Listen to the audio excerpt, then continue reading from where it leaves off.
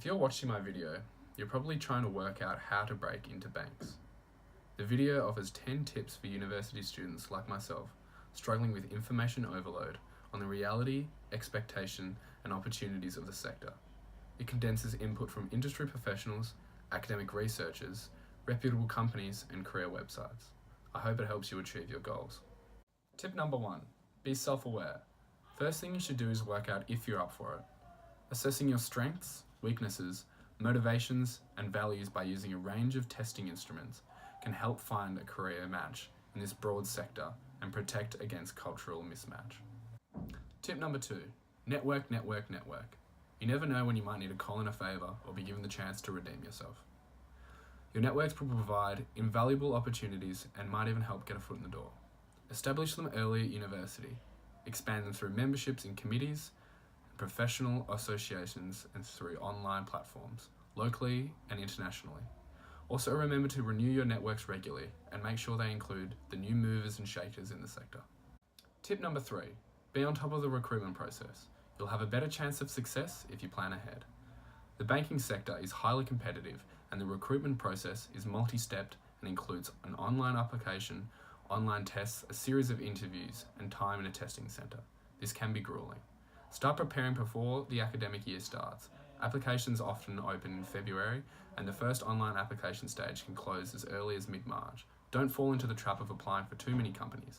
The process, multiplied by 5, will put your head in a spin. Tip number 4, build resilience. Wear protective armour. The sector is renowned for its fast pace and intensity. Burnout is common. Change and uncertainty are commonplace, as are redundancies. So be proactive by improving your resilience. This way you can limit the damage, absorb the hard knocks, regroup, and bounce back. Strong networks help, as does a high level of optimism, a focus on the big picture, and a healthy body and mind. Tip number 5, keep your options open and don't have blinkered vision. A direct pathway is not always possible. Sometimes you need to go through the back or side doors. Have a broad perspective on pathway options. Sometimes organisations provide well-supported generalist pathways that enable graduates to try before they buy. If you don't like what you see, your training, experience, and networks will mean you'll be well positioned to segue into another area. Tip number 6, nurture your soft skills. You never know when you'll have to talk your way out of a bind. Your degree and major are not all potential employers focus on.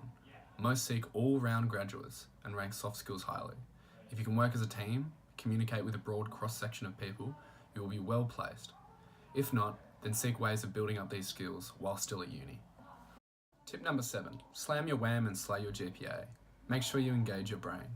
The banking sector is highly competitive, so it makes sense that most employers specify a solid WAM range. After sifting through dozens of graduate job advertisements, a WAM between 65 and 75 was the most sought after.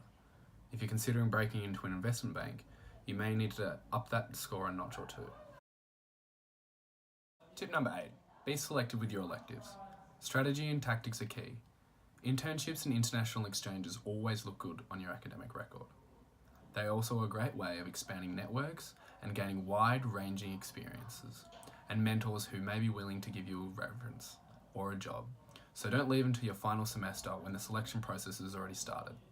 Saving some less academically challenging WAM-boosting electives during the semester when you're juggling job applications and university assignments is also a good option.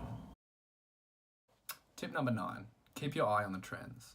Sometimes a plan of attack you have mastered won't work anymore. Even the best laid plans can come unstuck. Brace yourself for change and digital disruption, but try to anticipate it by monitoring trends as well. The recent Banking Royal Commission has shaken up the sector and forced banks to focus more on enhancing trust and creating value for their customers. You may also need to upskill to keep up with the demands of more digitally savvy customers or move into a growth area.